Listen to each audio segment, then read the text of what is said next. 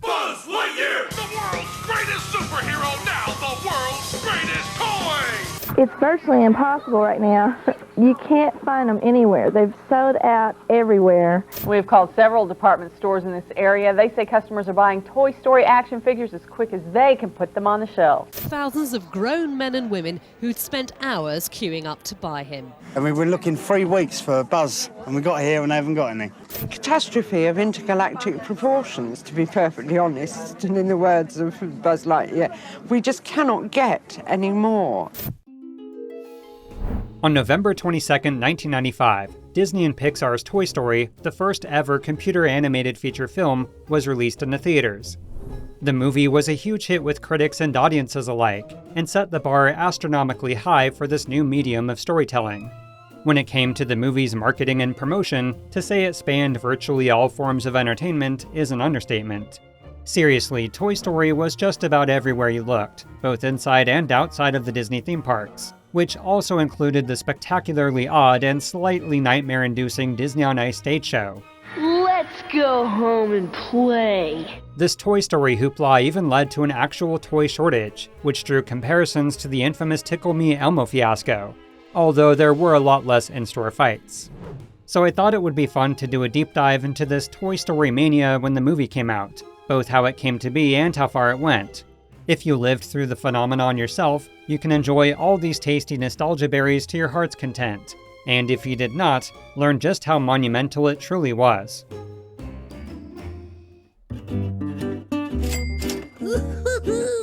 Money, money, money.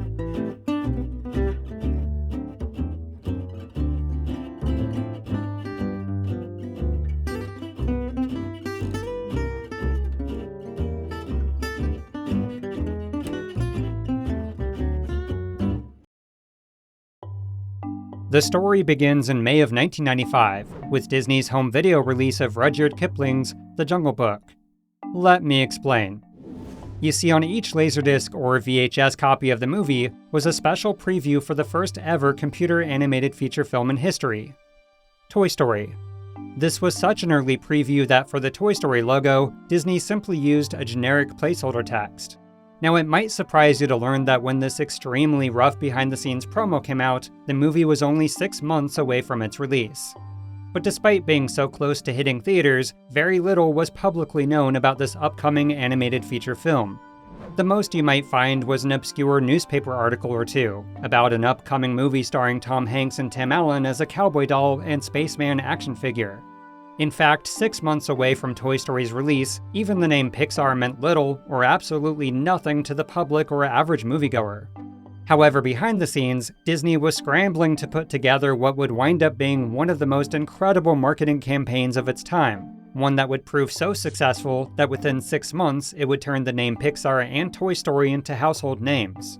But for those of you watching who do not know the origins of Disney and Pixar's partnership or even how Toy Story came to be, let's do a long story short version of how it all got started.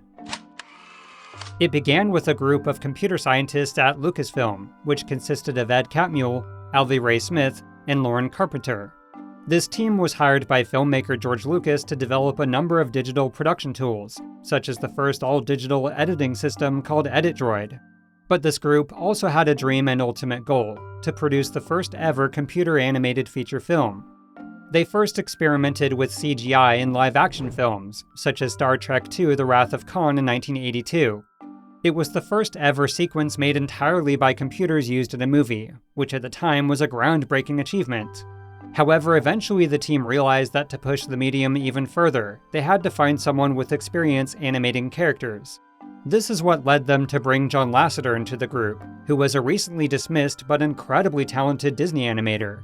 With John Lasseter's character animation skills, before long they produced their very first short film, The Adventures of Andre and Wally B. This was able to showcase a handful of traditional animation techniques in 3D, such as flexible characters and motion blur, which hadn't really been done before. Around the same time as the short film, they also produced the Pixar Image Computer, a name so catchy it would stick around for a while.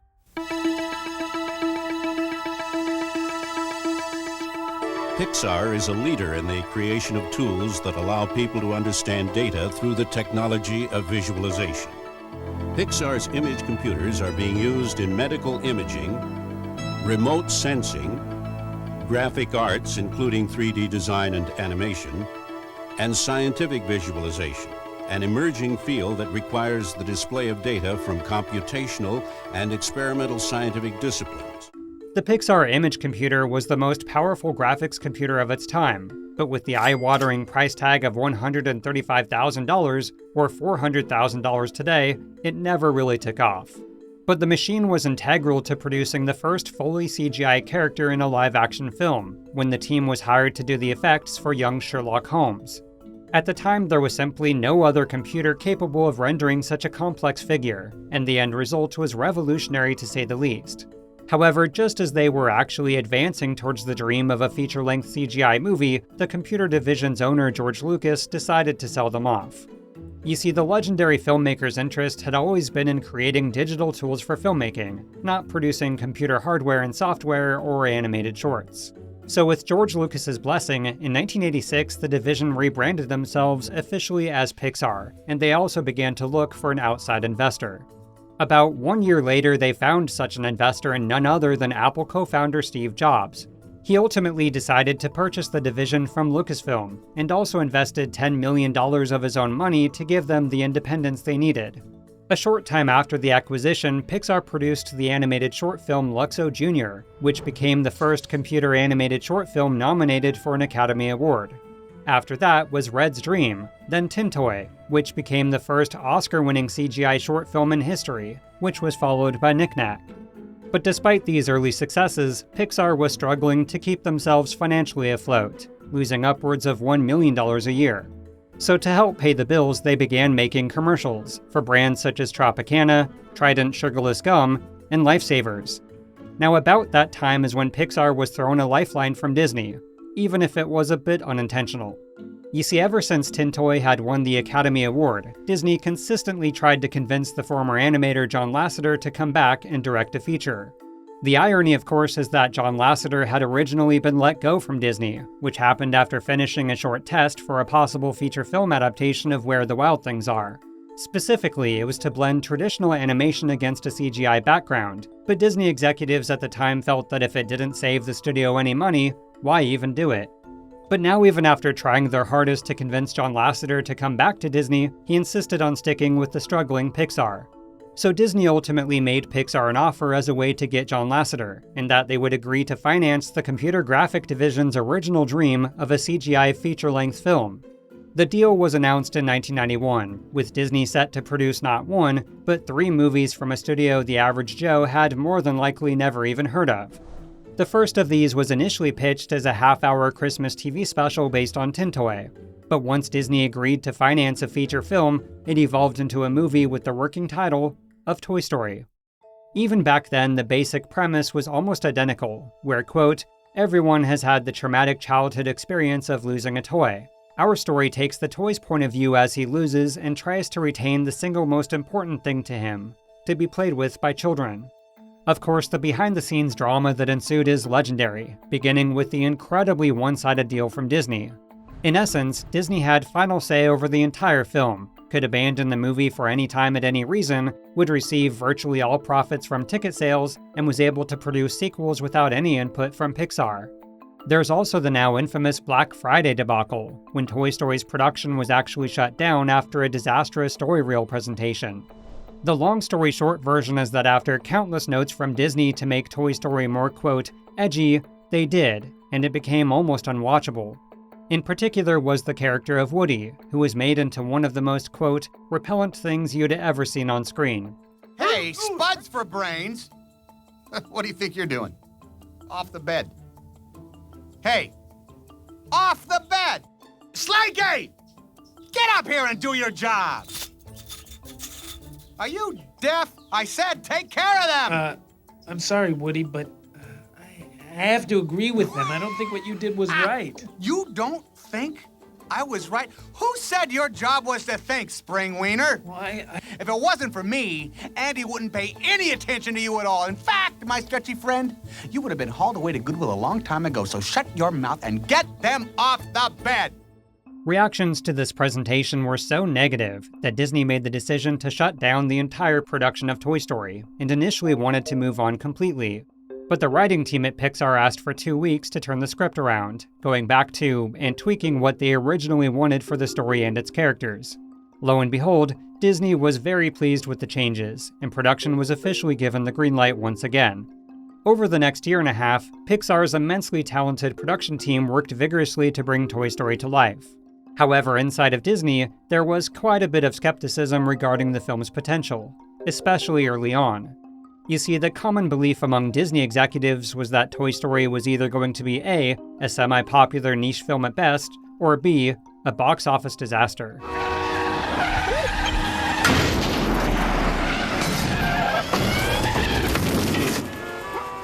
This belief was pretty well founded and had to do with 2 main factors: the 1982 movie Tron and who early CGI primarily appealed to. You see, Tron was the first and last film by Disney to utilize computer graphics on a monumental scale. Although praised for its stunning visuals and originality, the movie was heavily criticized for being style over substance, with a lackluster story and boring characters. Its initial bad reviews from industry analysts even led to Disney's stock in Wall Street to drop.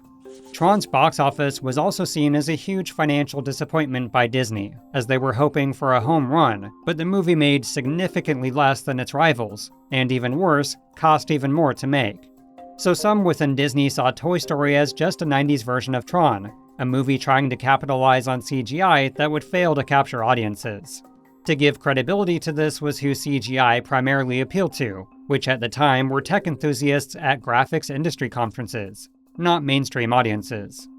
Sure, Pixar short films like Luxo Jr. and Tin Toy were raising eyebrows at the Oscars, and the medium was increasingly finding its way into big mainstream blockbusters. There was even the new TV show Reboot, which was the first completely computer-animated television series. But the idea of using computer graphics for a feature-length film was a huge gamble, and some believed audiences wouldn't be interested. Ironically, Walt Disney had a very similar situation with Snow White, as some within the industry sincerely doubted audiences would sit through an hour-plus long cartoon. Steve Jobs himself, who remember owned Pixar at the time, was even considering selling the company to Microsoft, as he had major doubts Toy Story could be a hit.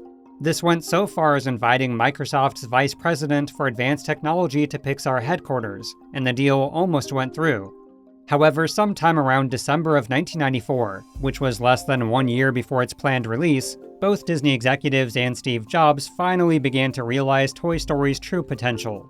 This change in attitude happened when completed, high-quality sequences began to finally materialize, and those who saw them were stunned at what they were witnessing.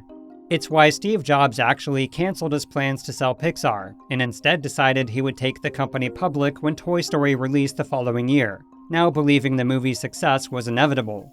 As far as Disney, this is when they decided to throw virtually all of their marketing weight behind Toy Story to an unprecedented degree.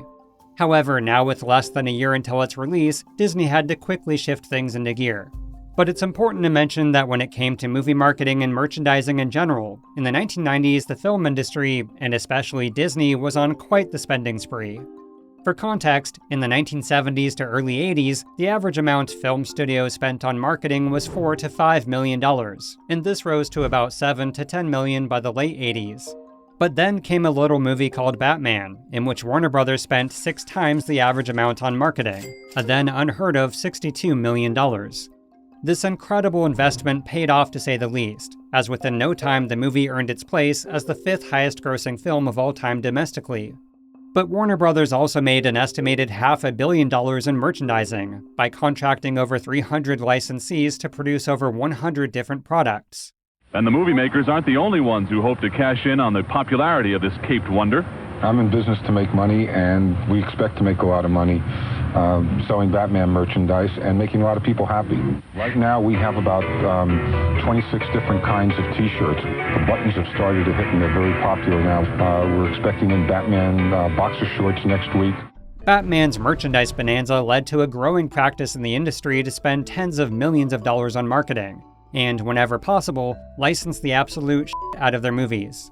At the forefront of this was Disney, with the most famous example being The Lion King, as the company secured $100 million in merchandise licensing. This resulted in over $1 billion in merchandise revenue within its first year alone, and that's not even including its $500 million in home video sales. But the fascinating aspect of this is that for such a huge financial gain, Disney barely spent any of their own money. How? Well, ever since the beginning of the so-called Disney Renaissance era, advertising partners and retailers basically lined up at Disney's door just to be a part of the phenomenon. So for Toy Story, Disney decided to use the same strategy, spending an estimated $20 million of their own money on marketing. The rest of the movie's promotional funds came from a wide range of sponsors, which amounted to about $85 million, or $125 million total, which was about $5 million more than The Lion King. Burger King was especially enthusiastic about coming aboard, as their Lion King promotion had tripled their kids' meal sales, from an average of 70 meals a day to over 300 meals per day. For Toy Story, they had planned to invest an estimated $45 million, which was the most Burger King had ever invested into any movie ever. Disney also planned to open a massive indoor theme park in Hollywood's historic El Capitan Theater. But more on that later. Oddly enough, one aspect of all this Disney kind of dropped the ball on were the actual toys of Toy Story, which was ironic to say the least. Evidently midway through the film's production, Toy Story's producer Ralph Guggenheim presented a showcase of completed scenes to Disney consumer products. To his surprise, one of the division's senior executives told him, quote, she saw no licensing potential for the film. He then replied, "What do you mean? It's Toy Story. You know, Toy Story." But her opinion was that the film featured too many toys that already existed, and that Disney could not make money off them. Unfortunately, by the time Disney consumer products did realize Toy Story's potential, it was a bit too late, as Disney's go-to toy suppliers Mattel and Hasbro both said no. A common misconception is that these toy manufacturers thought the movie was going to be a flop, but according to the book The Pixar Touch, the true reason was a lack of lead time. You see, most toy companies were given 18 to 24 months to design and manufacture products for a major motion picture, but in the case of Toy Story, they were given just 9 months. So with both Mattel and Hasbro declining to produce toys for Toy Story, Disney executives began to panic. This is why the company sent a handful of representatives to the 1995 New York Toy Fair. Their hope was to find a toy vendor who could possibly take on the movie, which is where they discovered Thinkway Toys. This was a relatively small Canadian toy manufacturer founded by Albert Chan, who at the time was known for making toy banks for Star Wars and Star Trek. Disney was ultimately impressed enough with his products that they offered him Toy Story, which, given that the movie was to be released in less than a year, was a pretty daunting task. Unfortunately, he drastically underestimated just how popular his toys would be. But more on that later. Sergeant? Yes, sir. Establish a recon post downstairs. Move, move, move, move, move! It's a big one. Walt Disney Pictures presents a totally new animated motion picture event when toys come to life. To infinity and beyond! Toy Story. Look out! Can. Flash forward to October, just a little over 1 month before Toy Story's release, when Disney finally began to instigate the movie's extensive marketing campaign. First up was a new promotional trailer, which was placed onto 7 million copies of Cinderella on VHS. They also produced a television special called To Infinity and Beyond, The Making of Toy Story, which aired on the Disney Channel. The upcoming movie was also teased in their Disney Adventure magazine series, with a full cover issue soon after. At the time, the publication had a subscriber base of somewhere in the vicinity of 1 million readers, which ensured that kids all over the country were well aware of the upcoming animated film. The rest of Disney's $125 million worth of sponsorships would follow, trickling out in the weeks prior to the film's release. But just how much of an impact would all of this have? Well, some within the industry thought it was possible this would all be for nothing. Or as one analyst said, "I have mixed emotions about it. Disney's done well on the marketing. It's going to have an initial impact, but I don't know how big." So I can position his arm wherever I want. All the animation in Toy Story came from computers, technology developed and perfected by an East Bay company called Pixar. Pixar was born in 1986 when dozens of people working for George Lucas left to start their own company. At first there were commercials, then short films, but the goal was always a major motion picture. You're hooked immediately watching Toy Story. The first 10 minutes alone shows you animation like you've never seen it before. Toy Story had its official wide release on November 22, 1995, and to say the movie was a big deal is an understatement. It was hailed by critics as one of the best animated films ever made, a groundbreaking achievement in animation with a story for all ages. Within the blink of an eye, Toy Story was everywhere, especially within the realm of theme park entertainment. So let's start there. When the movie made its debut into theaters, one very special and unique aspect was the Toy Story Funhouse at the newly renovated El Capitan Theater. Now for some context, the El Capitan originally opened in 1926, and at the time was exclusively used for live stage shows. However, at the peak of the Great Depression, the theater's attendance began to falter, and it came dangerously close to shuttering its doors forever. But then through a change in ownership, it eventually reopened as the Paramount Theater, and was considered one of the most prestigious movie theaters in Hollywood. Over the following decades, the theater went through quite a few additional changes in ownership, and although it did continue to show movies, it slowly fell into a state of neglect. Then in 1989, Disney partnered with Pacific Theaters to renovate the theater to its former glory, at the cost of an estimated $14 million. It was one of Hollywood's most renowned theaters, a glorious landmark in the golden age of motion pictures. But the era faded away, and the stars no longer came out to shine until now. The Walt Disney Company and Pacific Theaters are proud to unveil an American treasure that's come back to life. The historic renovation and rechristening back to its original name of the El Capitan Theater. Disney's plan was to use the El Capitan as a flagship Disney movie theater to host their world premieres, the first of which was The Rocketeer in 1991. This was followed by Beauty and the Beast, Aladdin, Hocus Pocus, and The Lion King. So it was only fitting for Toy Story to also have its world premiere at the El Capitan Theater, but unlike all the previous events, this one was especially unique. You see, next door to the El Capitan was the historic Hollywood Masonic Temple, which Disney rented from its then owners to build Totally Toy Story, otherwise known as the Toy Story Funhouse. Now, like most fun things in life, this indoor theme park was not free, as it cost $20 for adults and $15 for kids, or $42 and $32 when adjusted for inflation, although this did include a ticket to see the movie beforehand. Now, photos and videos of this amusement park are incredibly difficult to come by, so for some of this, we'll have to rely on the brochure. The entrance to the Toy Story Funhouse put visitors on the main level, with Woody's Roundup to the left and the Green Army Men room to the right. Woody's Roundup showcased a live Western band with a Woody meet and greet, where you could also learn how to line dance, and quote, lasso a steer at the Western Arcade. The Green Army Men room was basically an obstacle course, where kids could wear special Green Army Man boots to make things a bit more challenging. A bit further on was Mr. Potato Head's playroom, and smack dab in the center was a life-size Play-Doh sculpture of several Toy Story characters. So I guess you could say the statue was clay-mazing. This room was also a sort of light bright activity center, which for some reason was a huge thing for us 90s kids. Nearby was an area to do arts and crafts, and you could also draw Toy Story characters to your heart's content.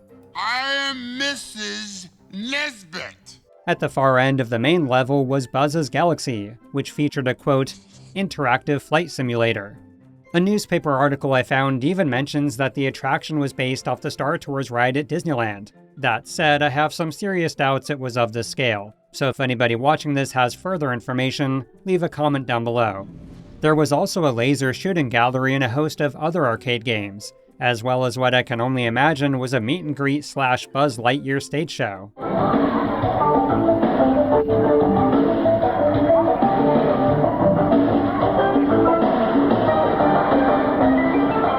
Going to the upper level was Ham's Theater, which was a, quote, musical extravaganza starring everyone's favorite toys in a show you won't want to miss. Next door was Totally Interactive, which was basically a massive advertisement for the Toy Story video games on Sega Genesis, Super Nintendo, and other systems. Dropping down to the amusement park's lower level was the first incarnation of Pizza Planet in the form of a cafe, offering an assortment of food and drinks. and evidently alien slime. Now, the Toy Story Funhouse was pretty short-lived, as the venue was closed less than 2 months after it first opened to the public. But the temporary attraction proved so popular that Disney made the decision to move a smaller-scale version to Disneyland. Nothing makes me feel more like a kid than Tomorrowland's newest attraction, the Toy Story Funhouse. I thought it'd be fun to get a group of kids together and just go nuts. Ready, kids? All right, where are those permission slips from your children? Let's go. Well, then, let's go. Let's get out of here. Come on. To house this version of the Toy Story Funhouse, Disney chose the, at the time, abandoned Mission to Mars attraction in Tomorrowland. Or at least, that's the common misconception. You see, practically every article and online post I've seen over the years cites the closed Mission to Mars show building as the location of the Toy Story Funhouse. However, in carefully going through video footage and photos, and also sifting through my own personal memories of the experience, this isn't accurate. In reality, the Funhouse was located in the former Tomorrowland Space Place, which was right next door. For those unaware, the Space Place was a quick-service restaurant that originally opened in 1977, offering the usual assortment of burgers, chicken sandwiches, fish and chips, pizza, etc.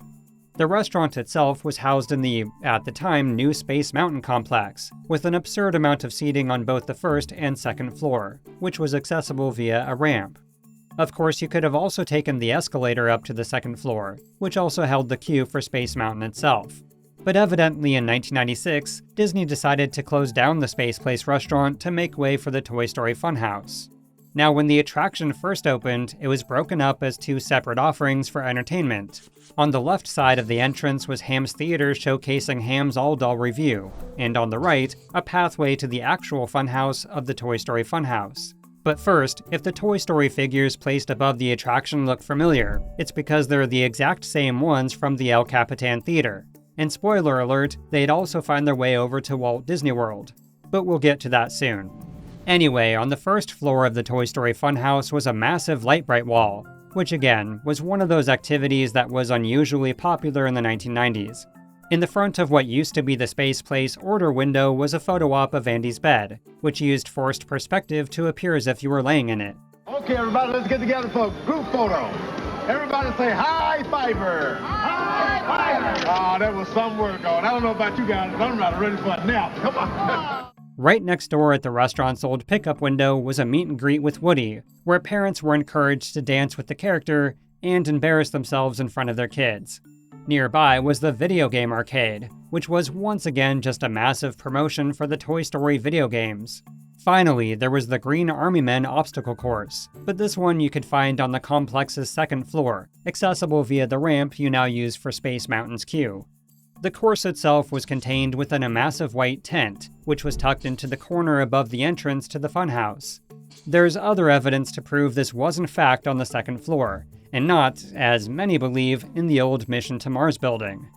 Anyway, this was basically identical to the one at the El Capitan Theater, and also served as a surprisingly hard workout for those going in unaware. Although in this version there was a massive crate, and when you got close, you could hear growling coming from the inside, and if you opened a little window, you saw, and I'll have to say this really slow, Sid's dog Scud trying to break out. I should also mention the gift shop, which had all kinds of Toy Story Funhouse merchandise and of course from Toy Story the movie. Also, fun story, see these Buzz Lightyear action figures? Well, they were actually animatronic piggy banks that did this. I am Buzz Lightyear. I protect the galaxy from the threat of invasion. I come in peace.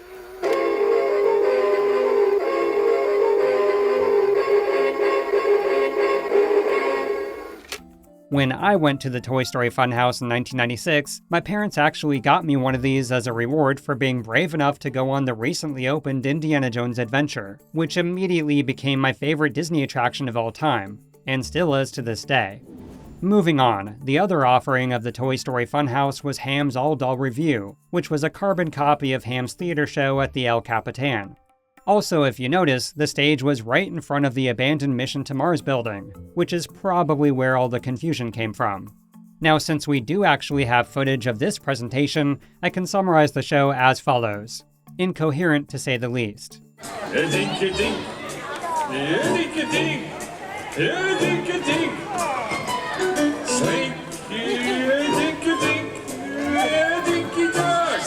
There's no real story, just a handful of the Toy Story characters singing toy-centric lyrics to what I can only imagine were public domain songs Disney could get for free.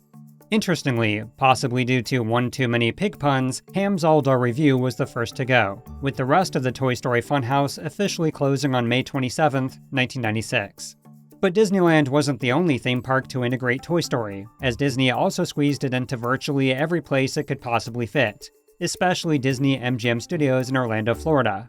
How do you turn a film like Toy Story into a parade? I mean, it's got to be a momentous task. We started out with many different approaches, but we ended up realizing that there was really no better way to realize this than in a parade here at Disney MGM Studios. When Toy Story was released to critical acclaim and box office riches, it soon found its way into the end of the studio tour with a behind-the-scenes art gallery display. The movie also found its way into the Walt Disney Theater, just before the end of the studio tour. And of course, there was also a special meet and greet with Woody the Talking Cowboy Doll and Buzz Lightyear himself. And I will say, for Disney's first attempt, the costumes were definitely on point, unlike some other examples of the past. But one other far more elaborate aspect was the Toy Story Parade. The Toy Story Parade was a sort of mishmash of the most popular characters from the movie, such as the Green Army Men, the Barrel of Monkeys, Mr. Potato Head, Ham, and of course Slinky Dog. The most impressive float was a massive Starship toy box featuring Buzz Lightyear, which also included the green aliens and plenty of smoke effects. The finale featured Woody and a handful of other toys from Toy Story, although notably absent was Bo Peep. But there was yet another Toy Story integration at Disney MGM Studios, with a recreation of Pizza Planet, which was unfortunately far less impressive than the one in the actual film. Hashtag, when will Disney ever make a movie-accurate version of Pizza Planet? Once again, Toy Story's tradition of taking over abandoned restaurants was continued, as the building Pizza Planet was housed in was originally supposed to be part of Muppet Studios. Long story short, in 1989, a partnership was announced between Jim Henson and Disney, which among other things was to introduce the Muppets into the Disney theme parks. The most elaborate part of this was to be Muppet Studios, which was planned as a massive complex featuring all things Muppets. Attractions would have included the Great Muppet Movie Ride, Muppet Vision 3D, and most important to this story, the Swedish Chef's Video Cooking School restaurant. This incredible Muppet complex was even promoted on the Backlot Studio Tour, and construction began in 1990. Unfortunately, then came the passing of Jim Henson later that year, which threw a massive monkey wrench into the whole Disney Muppets deal in general. So ultimately, while the exterior buildings were constructed for the Muppet complex, only Muppet Vision 3D would actually materialize. The building that was supposed to be the Swedish Chef's Video Cooking School restaurant was turned into a sort of movie prop showcase/gallery. Initially, this was used for the 1991 Disney film The Rocketeer, featuring costumes, set decorations, and everything in between. It then became a showcase for a wide variety of movies, such as Honey, I Blew Up the Kid, The Muppet Christmas Carol, Indiana Jones, and the list goes on. But then in 1996, as a way to further capitalize on Toy Story's massive popularity, Disney made the decision to transform the studio showcase into Pizza Planet. Pizza Planet? Oh, cool! But it wasn't. Again, ultimately this bore little to no resemblance to the Pizza Planet in the actual movie, with only a handful of random arcade games and just enough theming to tie into the source material. And of course, it was also a place to purchase even more Toy Story merchandise. Money, money, money. Also, fun fact, as some of you may have already noticed, initially the restaurant opened with only simple signage and a Pizza Planet truck out front. But when the Toy Story Funhouse closed at Disneyland, a short time later the gigantic figures found their way to the MGM Studios restaurant. With that, let's hop on over to Tokyo Disneyland, as Toy Story's reach could even be felt there, specifically its version of the Tomorrowland Terrace for the stage show, Toy Story Fun Party. Disneyland, hello! Where is everybody? Please, everybody, where are you? Now, oddly enough, just before Toy Story's debut at Tokyo Disneyland, the stage played host to Roger Rabbit's Dance in Time Warp. This was basically a playlist of renditions and homages to pop culture hits from various decades in time. For instance, there was a cover of the Blues Brothers featuring Chip and Dale, Night Fever by the Bee Gees featuring a very groovy Mickey Mouse, What a Feeling from Flashdance featuring Minnie Mouse in a jazzercise outfit, Thriller by Michael Jackson featuring Chip and Dale as mummies, Vogue by Madonna with Minnie Mouse wearing some very 90s attire, and finally Here Comes MC Hammer by MC Hammer, with Mickey Mouse in some very awesome hammer pants, who's eventually joined by Donald Duck wearing a Rasta cap and dreadlocks, none of which has anything to do with Roger Rabbit whatsoever.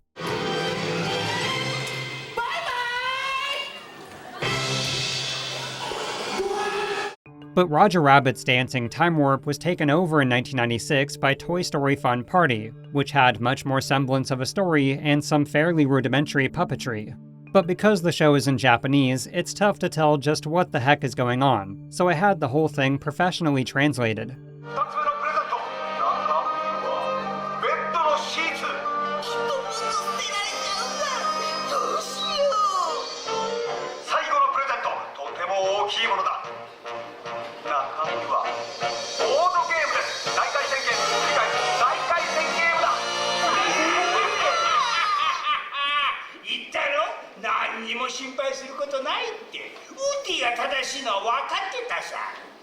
Okay, so basically the show is a reproduction of the birthday party sequence from Toy Story, in which the characters are in a panic over Andy possibly getting new toys to replace them.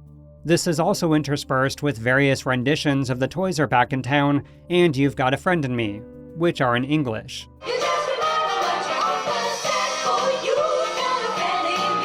Eventually Buzz Lightyear shows up, which leads to Woody and Buzz fighting over whether he's a toy or a space ranger, and therefore who's really in charge.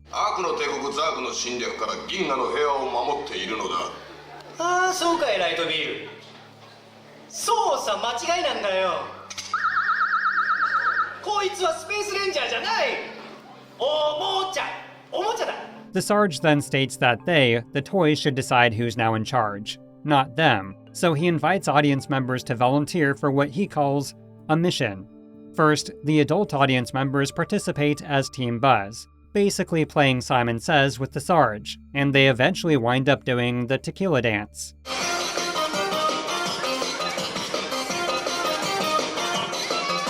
Up next is Team Woody with the young audience members, and they essentially do exactly the same thing.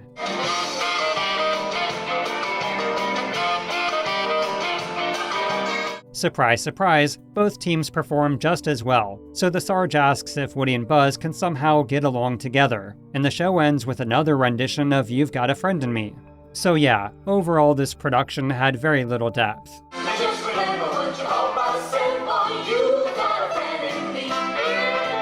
Moving over to Disneyland Paris, they also got a Toy Story parade, which made its debut just a few months after the movie's release. However, unlike the iteration over at Disney MGM, this one was comprised of just a bunch of Toy Story characters walking around and through the streets. That said, it did switch things up a bit with a mixture of puppetry, costume characters, and vehicles, even if it was a bit less elaborate than its counterpart.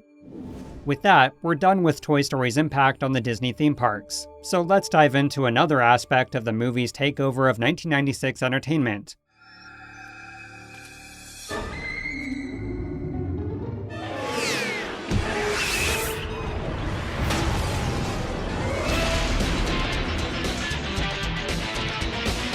Now, since this chapter is all about video games, I thought it might be fun for a certain familiar voice of the past to commandeer the narration for a bit, who, by the way, has his own awesome gaming channel you should definitely check out. Take it away, Quinn. Hey, it's good to be back, although you'd have to be a very long-time Yesterworld watcher to even remember when I used to make videos here. Anyway though, for some quick context, officially licensed video game adaptations of mainstream movies first began to hit the market in 1982. With games such as Raiders of the Lost Ark, The Empire Strikes Back, Alien, and even Halloween. Their popularity led to a trend where all through the 80s and 90s, virtually every major motion picture was adapted into a video game, although the quality of those games was often extremely hit or miss. Disney, though, was an exception, as they did not hop on the video game trend, at least not immediately. For many years, video game adaptations of Disney movies were quite rare. They were few and far between. Tron, though, was an exception, because despite the movie itself being a bit of a box office disappointment, it did spawn several tie-in video games that were wildly successful. Sorcerer's Apprentice was another Disney game from the early 80s, a very simple arcade-style game that was loosely based on the character from Fantasia. There was also Black Cauldron, which was a little action-adventure game themed to the 1985 movie that, underperformed, let's say.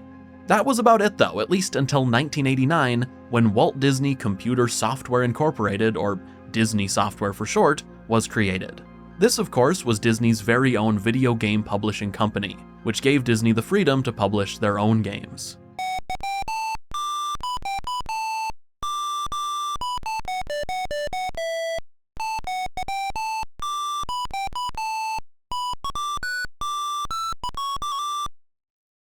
Now, a few notable early examples from Disney Software were games like The Chase on Tom Sawyer's Island, which was based on the Disneyland and Disney World location, Tom Sawyer Island. There was also Matterhorn Screamer, which was based on, you guessed it, the Disneyland Matterhorn ride, in which you play as Goofy and you try to get to the top of the Matterhorn, and, well, as you can see, so far these games are very simple and very literal. That said, Disney Software's first game based on one of their movies was Who Framed Roger Rabbit, which of course was based on the box office blockbuster of the same name. And after Roger Rabbit came out, the video game dam blew wide open for Disney, and they finally began to fully capitalize on their animated movies with games like Ariel, The Little Mermaid, Beauty and the Beast, Be Our Guest, and most importantly, in 1993, Aladdin. And I say most importantly, by the way, because Aladdin was Disney's first major video game success in the 90s. The Sega Genesis version was critically acclaimed, it sold over 4 million copies worldwide, and in fact was so successful that it ended up becoming the third best-selling Sega Genesis game ever, only behind Sonic the Hedgehog 1 and 2. Now, as you'd expect, Disney were hungry for more of that type of success. So shortly after Aladdin came The Jungle Book, which was also quite successful, and 1994 saw the release of The Lion King, an infamously difficult platformer that, allegedly, caused Mark to throw his copy out of the window when he was a kid. Hey, don't judge me, the struggle was real with this game, especially those f***ing monkeys tossing you all over the place. Anyway, shortly after The Lion King, Disney Software became Disney Interactive, and their first game under this new branding was Toy Story. To infinity and beyond! Toy Story the video game was released the same day as the film on November 22, 1995 on 4 separate systems: Sega Genesis or Mega Drive, Super NES, Game Boy, and of course, PC. Now, minus some graphical and audio differences, the 4 versions are more or less the same, so we're gonna go through the Sega Genesis version in this video, because that's the one Mark grew up with, and quite frankly, he's forcing me to. So the first level takes you, as Woody, through Andy's room, where you see plenty of characters and set pieces from the movie. The primary goal in this level is to set free the Green Army Men, as they eventually make their way to a walkie-talkie to spy on Andy's birthday party. The second level is also in Andy's room, only this time you're up against the clock, with just 2.5 minutes to put all of Andy's toys back in his toy chest. The third level is, once again, brace for impact here, in Andy's room, but this time you're going head-to-head with Buzz Lightyear in a race, trying to prove that Woody is just as good of a toy as he is. As you make your way across this level, Buzz performs a bunch of comedic mid-air poses. He really flexes all over. Yeah, it really does go against Buzz's character at this point in the movie, so the developers definitely took some creative liberties with the story. Level 4 is called Nightmare Buzz, which sounds like something else entirely to me, but is actually a nightmare Woody is having about Buzz. Fun fact, by the way, this level was loosely inspired by a deleted sequence from the film, where Woody has a horrible dream about being thrown away, which, double fun fact, would eventually find its way into the movie's sequel, Toy Story 2. Level 5 has you playing as RC as you try over and over again to knock Buzz behind a desk. Although, in reality, most kids probably found themselves constantly running into walls and spinning out, which unfortunately was the likely introduction to road rage for many young minds.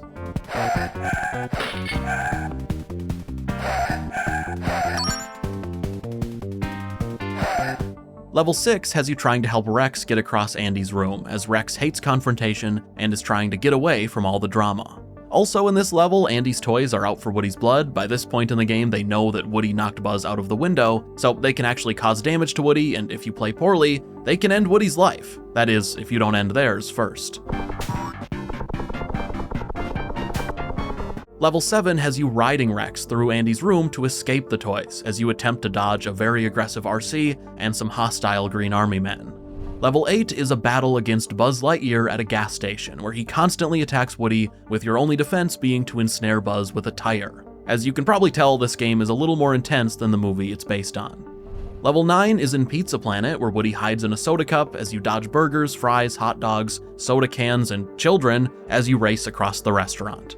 Also, once again, throughout this level, Buzz is constantly trying to send Woody to the great toy box in the sky.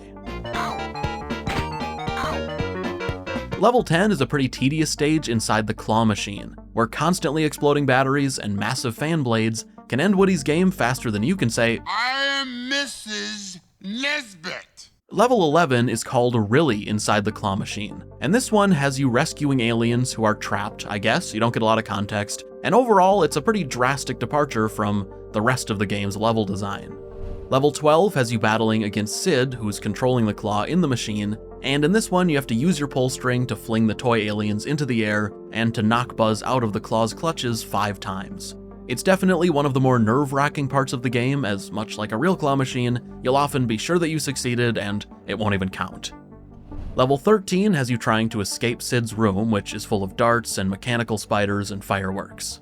Eventually, you have to stop moving when Sid enters the room, and just like in the movie, he burns Woody with a magnifying glass. Hot, hot, hot. The end of this level sees Woody eventually finding relief by dumping his head into a bowl of cornflakes. Level 14 is still in Sid's room. It's one of the more intense platforming sections of the game, and it ultimately concludes with a Woody and Buzz battle against Sid's mutant, or misunderstood, toys. Level 15 has you riding Roller Bob, the skateboard pilot guy, as you try to escape Sid's house to rescue Buzz, who, in a little slideshow between levels, had been taken outside by Sid.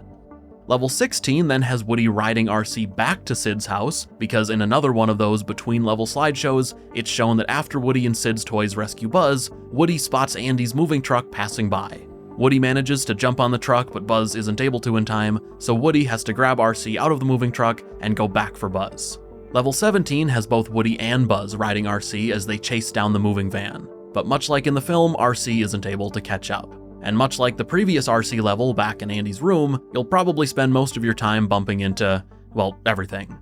To infinity and beyond! Here it comes! Finally, level 18 has you and Buzz flying, or falling with style, while you dodge cars, trucks, and traffic lights, and towards the end of the level, even the moving van itself. The game ultimately concludes just like the film, with Woody and Buzz dropping through the sunroof into Andy's mom's minivan. Now, that is it for the official Toy Story game, the main Toy Story game anyway, but it is probably worth mentioning the kind of hilarious pirated knockoff version that also exists. It's pretty much a straight ripoff that visually recreates the first several levels of the game, just with awful controls and much less detail than the original, and typos all over the place. For example, Baby Monitor is written as Baby Monster, and in the gas station level where Woody fights Buzz, Toy Story is spelt Toy Sotry, and it's also written on the gas pump for some reason that I can't begin to explain. This pirated version also ends at about the halfway point of the original during that same gas station level, and it concludes with Woody defeating Buzz. They never become friends, which is very sad, and as a reward for game completion, you're greeted with a screen where Woody says, "Congratulations, you are complete Woody's mission." Classic. Anyway, as far as other official Toy Story games released for the first movie go, there are 2. The first is called Toy Story Activity Center, which is exactly what it sounds like. It's a very simple and short game with a handful of Toy Story themed activities to do, like playing cards with Ham, or even using Sid's workshop to create mutant toys of your own. The other game was the Toy Story Animated Storybook, which was part of a series of animated storybooks that Disney released throughout the mid to late 90s, and I don't know if many watching this video ever played it, but I am telling you, this game was awesome.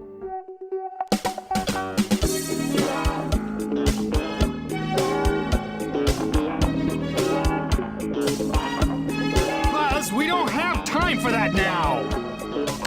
It featured almost the entire original cast, other than Tom Hanks and Tim Allen, back in their roles from the movie. It looked amazing for the time, and I would argue still looks really nice today. And for whatever reason, even though it was a point-and-click adventure and I had much newer, more action-packed games to play, I always went back to this one. It was a lot of fun, and just had a really unique charm to it. But anyway, it has been fun to be back, but it's time to hand this video back off to Mark for more on the wider, non-video game-related marketing for Toy Story. Thanks, Quinn. Yeah, what I love about this game is that it's almost like seeing alternate scenes or takes from the actual movie, or like witnessing the characters goofing off once the camera stopped rolling. If it were a live-action film, that is. But with that, let's get to Toy Story's merchandising. Hey, Nestle's celebrating Disney's Toy Story, now in theaters with Toy Story Milk Chocolate Bars. Now the woo-hoo wild, wacky way out fun happens to you with scenes right from the movie. Okay, so in the beginning of this episode I said that in 1996, Toy Story was everywhere. And I meant it. There were promotions with brands like Nestle, Lucky Charms, Trix, Energizer Battery, SpaghettiOs, Tiger Electronics, Minute Maid, Fritos, Doritos, and the entire Eatos family. Of course, by far the most elaborate of these campaigns was with Burger King, and if you're a 90s kid like me, you probably have quite a few memories of it yourself. I've never seen anything like it. To infinity and beyond! Some of them have been here for hours. They can't put their puppets down. New at Burger King, Toy Story puppets from the magical Disney movie. I'm Buzz Lightyear Space Ranger. Get all 4 high-quality puppets for your kids. $1.99 each with any great-tasting value meal. As mentioned earlier, for Toy Story, the fast food chain spent an estimated $45 million to launch this massive campaign. It was their largest movie tie-in ever, and even surpassed what they spent on The Lion King the previous year.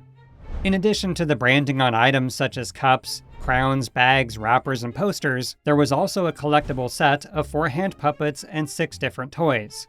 The tie-in was such a huge success that just 2 weeks into its nearly 6-week campaign, most of the restaurants had sold over half of their supply and were quickly running out. One location even said that while they usually sold an average of 125 kids' meals a day, with the Toy Story promotion they began to sell over 600 meals per day. Unsurprisingly, the most popular of these toys and puppets were the ones based on Woody and Buzz Lightyear, which meant that they were always the first ones to sell out. Some restaurants even began putting the toys into a sort of emergency reserve, which were given to the kids who cried or threw a tantrum when they were told that none were left. But as it turns out, this was actually the foreshadowing of an even bigger fiasco, with the infamous Thinkway toy shortage. Toy Story, the new animated movie, hit the box office less than 10 days ago, and their toy figures barely last 10 minutes on shelves at stores nationwide. It seems just about every child old enough to make out a Christmas list wants to see Buzz or Woody under their tree on Christmas Day. As we discussed earlier, most of the major toy manufacturers declined to produce toys for Toy Story, as they were not given enough lead time. So Albert Chan of Thinkway Toys took on the task, with just 6 months to get them onto toy shelves. Now, the initial plan was to only produce much smaller 6-inch figures of all the characters in the film. However, Toy Story director John Lasseter insisted they make them life-size, at least life-size to how they appear in the movie. Ultimately, the company manufactured just over 300,000 Buzz Lightyear toys, and just under 300,000 Woody dolls, as they assumed he would be slightly less popular. This production number was supposed to satisfy both advanced orders before the film's release and any additional restock orders for the months after the film's release. But as it turned out, just 1 week after Toy Story debuted in theaters, the initial stock of toys completely sold out. This led to 1.6 million additional restock orders for Buzz Lightyear alone, which was over 4 times the amount already produced. So for most of 1996, the demand for Toy Story toys far outweighed the supply, and there were massive shortages reported all over the country. But that was nothing compared to the demand when the film made its debut on home video. You can bring home the adventure of Disney's Toy Story, now on video, with the talking and posable figures of Woody and Buzz Lightyear. My name's Woody. Buzz Lightyear. I come in peace. Cool, he glows in the dark. When Toy Story released on home video in October of 1996, it sold 21 million copies. The movie soon became the 2nd best-selling VHS of the year, the 5th best-selling Disney VHS, and the 7th best-selling VHS release of all time. This drastically increased all demand for Toy Story toys, especially Buzz Lightyear, and leading up to the Christmas of 1996, it turned into an absolute frenzy. Though not nearly the fiasco of Tickle Me Elmo, which was also in 1996, the shortage of Buzz Lightyear dolls was enough to be a news story of its own. We've been looking 3 weeks for Buzz, and we got here and they haven't got any. The release of the Toy Story video has caused a stampede for merchandise, and Buzz Lightyear in particular. With just 3 weeks to Christmas, Hamley's store in Regent Street is completely sold out of the large Buzz Lightyear doll. Catastrophe of intergalactic proportions, to be perfectly honest. We just cannot get any more. Thinkway Toys was able to produce another 20,000 figures by the holiday season, but it's estimated that there was $300 million lost in unrealized sales. Because of this, Disney ultimately signed an exclusive 3-year deal with Mattel to ensure this would never happen again. Although Thinkway Toys did retain its licensing rights for the Toy Story figures, and the company continued to produce them until its closure in 2021. But even after everything we've explored so far, there's one final aspect of the Toy Story bonanza we have not: Walt Disney's World on Ice, Toy Story. Andy, dinner's ready!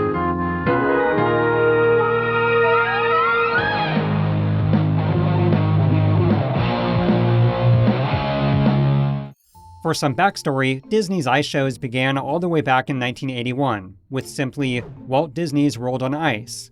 This was more or less just a series of homages to Disney's most beloved characters and early animated films, with no real story tying anything together.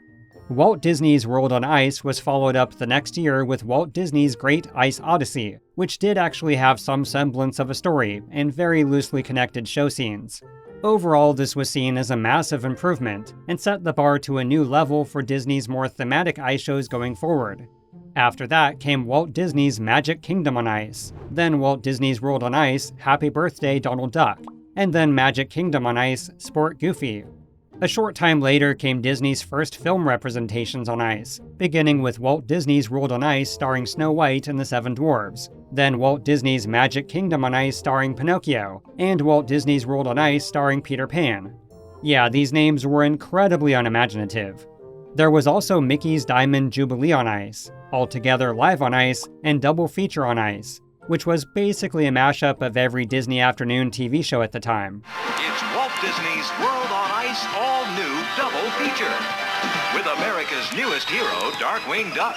See Mickey, Louie, Roger in 2 cool adventures for the price of one. 1992 saw Walt Disney's World on Ice presents Beauty and the Beast, and then Walt Disney's World on Ice presents Aladdin, followed by another rendition of Snow White and an adaptation of Pocahontas on Ice.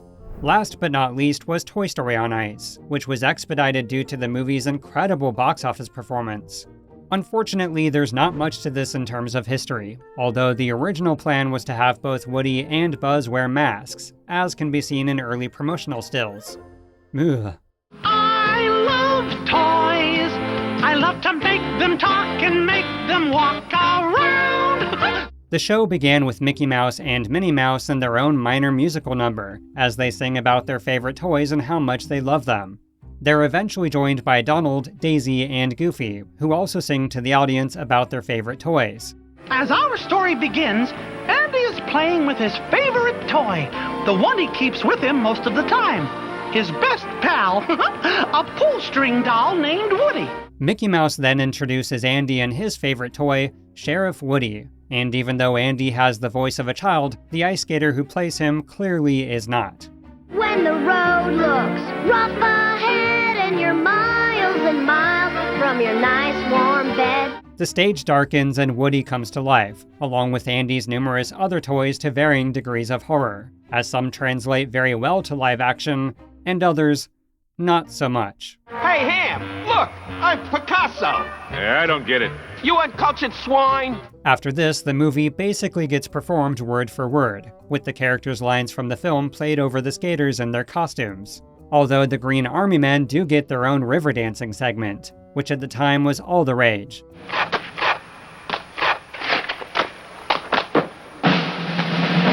The story continues to play out using dialogue from the film, and before too long Buzz Lightyear appears to switch things up a bit. Did I frighten you? Didn't mean to. Sorry, howdy. My name is Woody, and this is Andy's room. That's all I wanted to say. Of course, eventually Buzz Lightyear decides to show the toys that he can fly, and he kind of just runs all over the skating rink, so I don't think they quite knew how to translate this to an ice show, although he does hang off of an airplane like in the movie. So there is that. The first major departure from the film is a rendition of Strange Things, which is awkwardly sung and performed by Woody in a solo act. I had friends.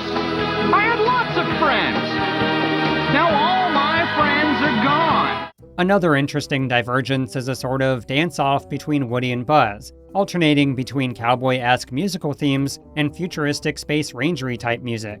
This is interrupted by the introduction of Sid, who, as you can probably guess, is also played by an adult, and wears a rather horrifying mask. I'd better take a look anyway. Like it's strappy, but you can't move. Why is that soldier strapped to the explosive device?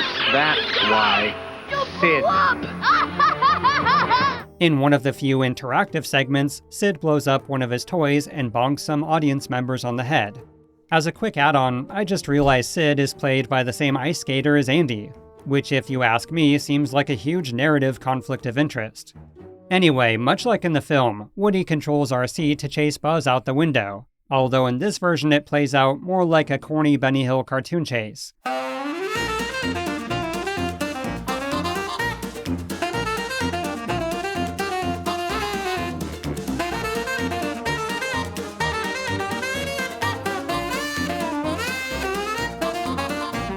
In one of the more significant changes from its on-screen counterparts, Bo Peep is given a pretty lengthy solo dance, which is done because I guess she's sad all the toys now hate Woody. After this, Mickey again comes onto the stage, just as Andy, his mom, and his toy sheriff drive off to Pizza Planet. At the gas station on the way to Pizza Planet, Buzz and Woody get into a sort of fight/dance battle, and are left behind. What follows plays out almost identical to the movie, with Woody and Buzz using a cup and burger box to sneak through the restaurant. In another, more unique divergence from what happens in the film, the Squeeze Toy aliens and the Claw Machine perform a dance routine to the Star Wars Cantina song.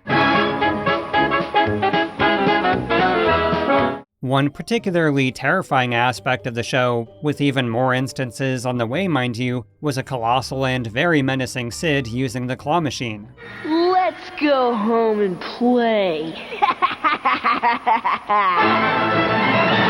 This leads into a 15-minute intermission, and the show returns with a brief recap from Mickey and Minnie. Now in the movie, the introduction of Sid's toys is a fairly creepy scene, but somehow Toy Story on Ice makes the sequence even more disturbing.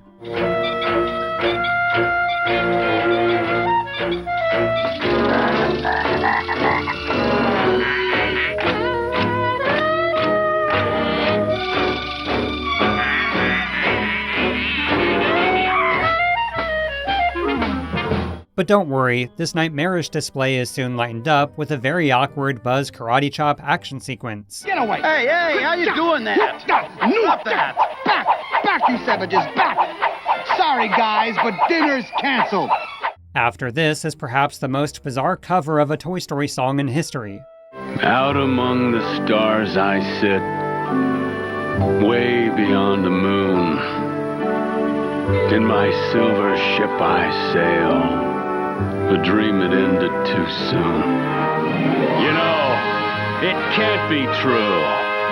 I can fly if I wanted to. Okay, does this give anyone else serious William Shatner Rocket Man vibes? I think it's gonna be a long time. Till touchdown, bring me round again and find I'm not the man they think I am. Oh, no. I'm a rocket man. At this point, it should be clear that the second half of the show takes way more creative liberties with the source material, such as an interpretive dance sequence between Buzz and Hannah's dolls.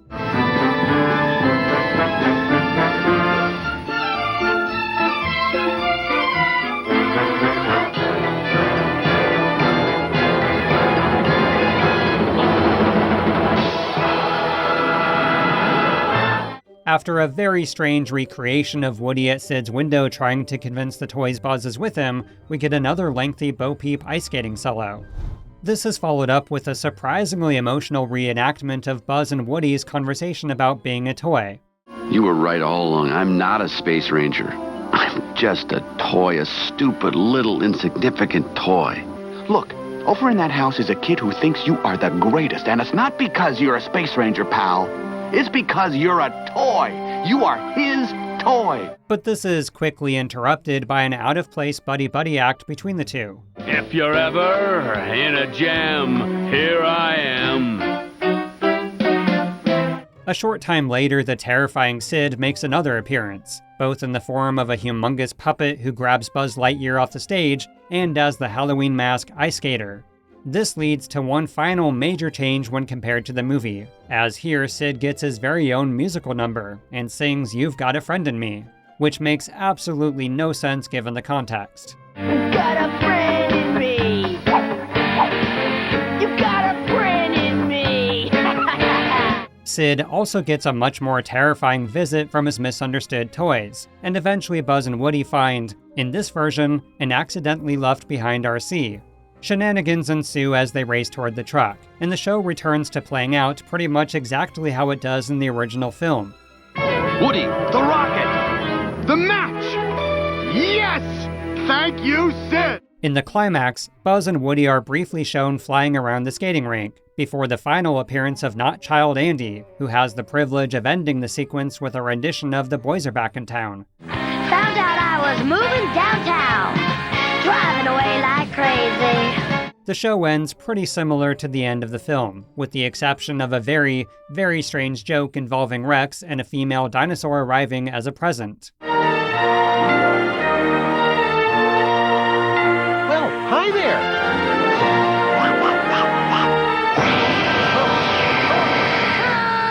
Although, fun fact, Mrs. Potato Head makes her official debut here, 3 years before the character's appearance in Toy Story 2.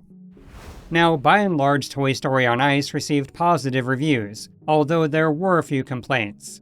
Quite a few publications took umbrage with the over-reliance on sound bites to tell the story, which made it tough to follow if you had not seen the movie. The costumes received praise for their elaborate design and detail, but also drew criticism for inhibiting the performers, forcing them to use less than impressive dance maneuvers. Even so, Toy Story on Ice would go on to tour the country from October of 1996 all the way until its final performance in March of 2002. With that, we end our story about Toy Story's impact on the theme park, merchandise, video game, retail, and entertainment industry. But it really makes me wonder, will we ever see an animated film from Pixar or Disney reach similar heights? Is it even possible now? Don't get me wrong, they've both put out some fantastic original and adapted stories in the 30 years since. Some have obviously made much more money, and some have even received better audience and critical reviews. But that said, I would argue that none of them have even come close to reaching the same level of the original Toy Story, at least in terms of sheer impact. Although obviously Toy Story had the whole, revolutionary form of animation on a scale never before seen, so that's quite the edge. In my opinion, Frozen has probably come the closest in terms of entertainment and pop cultural impact, but that was also in 2013, over a decade ago. In fact, just as much time has passed between now and when Frozen came out as when Frozen came out and Toy Story. Feel old yet? So here's to wondering whether one day a Disney or Pixar animated film can take over the entertainment world just as much as the original Toy Story. And if so, what will it be?